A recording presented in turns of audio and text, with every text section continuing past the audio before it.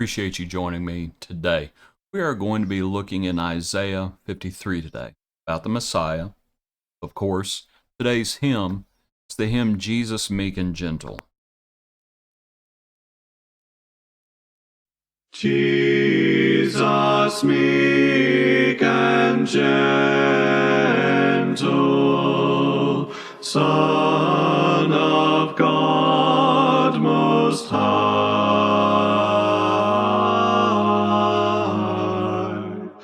pitying, loving Savior,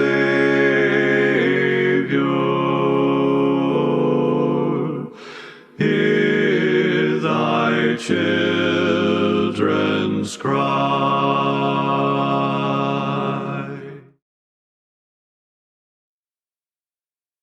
To think about the Lord's meekness and the Lord being gentle. And again, our passage is Isaiah 53. And hopefully you're familiar with Isaiah 53, but it begins, "Who has believed our report? And to whom has the arm of the Lord been revealed? For he shall grow up before him as a tender plant, and as a root out of dry ground. He has no form or comeliness, and when we see him there is no beauty that we should desire him. He is despised and rejected by men, a man of sorrows and acquainted with grief.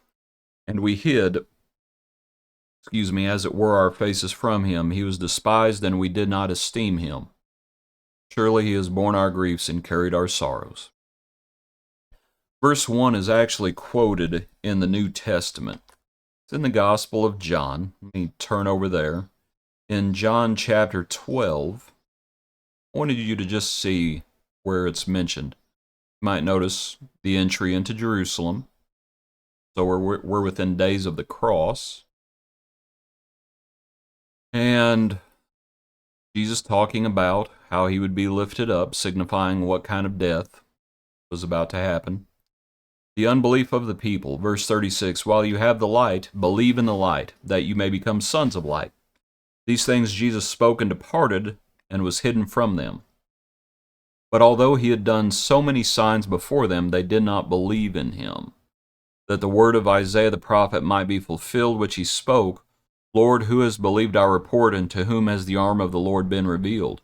Therefore they could not believe, because Isaiah said again, "He has blinded their eyes, and hardened their hearts, lest they should see with their eyes, lest they should understand with their hearts, and turn so that I should heal them."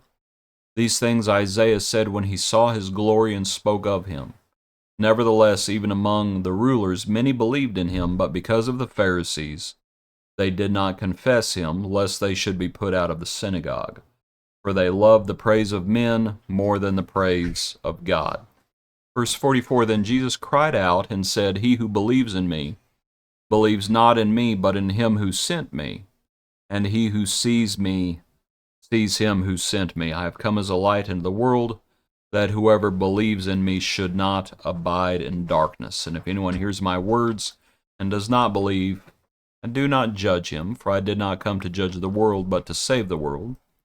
He who rejects me and does not receive my words has that which judges him. The word that I have spoken will judge him the last day." Couldn't hardly find a place to stop reading there. But as we think about the account, let's go back to our Isaiah passage now. And we think about, and it's not Isaiah 40, where we were yesterday, pardon me. Isaiah 53, "Who has believed our report, and to whom has the arm of the Lord been revealed?"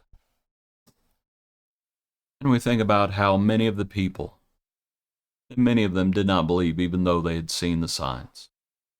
And what a sadness that was.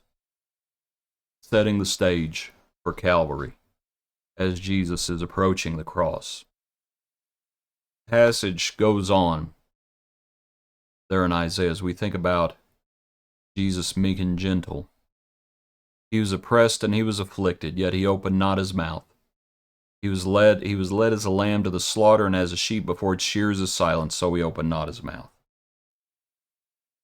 That he didn't fight against it. When Peter draws the sword, Jesus tells him to put it away after healing the man. Actually, I can't remember which one happened first, the healing or the telling him to put the sword away. But the Lord knew the things that had been written. He came to fulfill prophecy. And the prophecy was not that his disciples would fight. The prophecy was what Isaiah wrote down, what Isaiah said. From the Lord, he opened not his mouth, he was led as a lamb to the slaughter. He could have, obviously, he could have called the angels. But beyond that, if you even want to put it like that, he could have fought against it tooth and nail. He could have fought against it, and he could have reciprocated all the animosity that was being given to him. When people wagged their heads and said he saved others, why can't he let him save himself? He could have said so many different things. Could have said so many different things. When the people cried out to release a murderer, he could have yelled so many different things. He does say a few things. Speaks to his mother.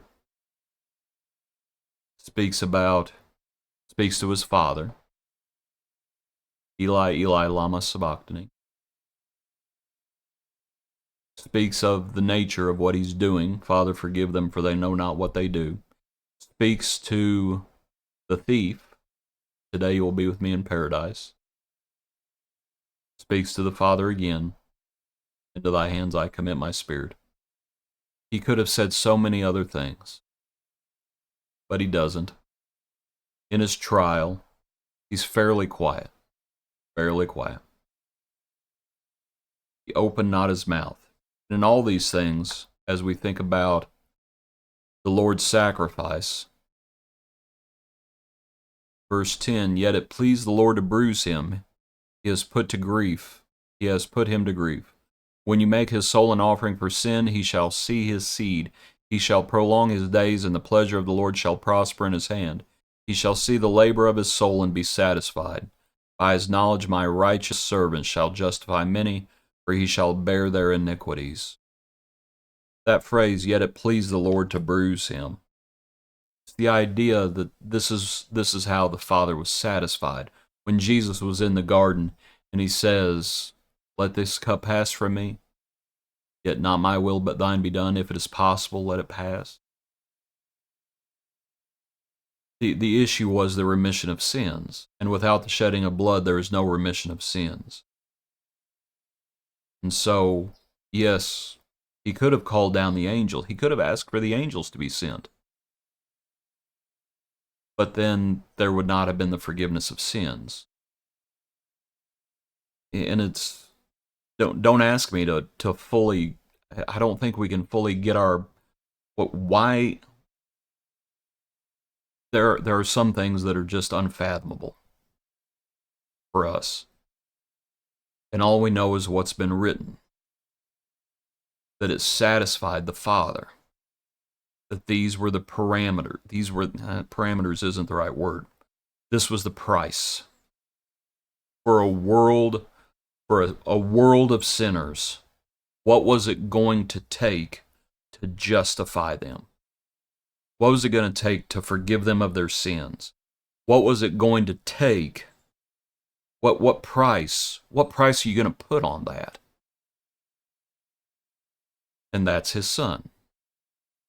That's Jesus, meek and gentle. And so as we think about the hymn, and we think about the Son of God Most High, and we think about how we call upon him. Whoever calls upon the name of the Lord shall be saved. And we need our offenses pardoned.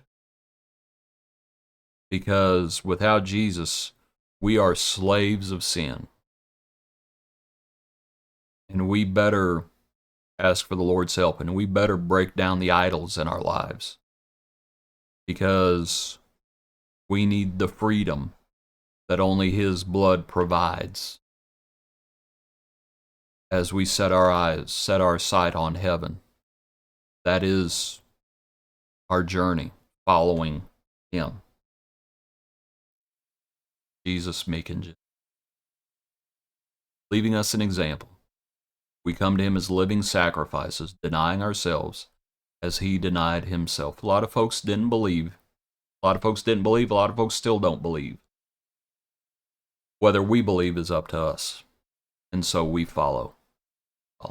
Appreciate you. Hope you have a good day. Join us tomorrow for another portion of our daily praise.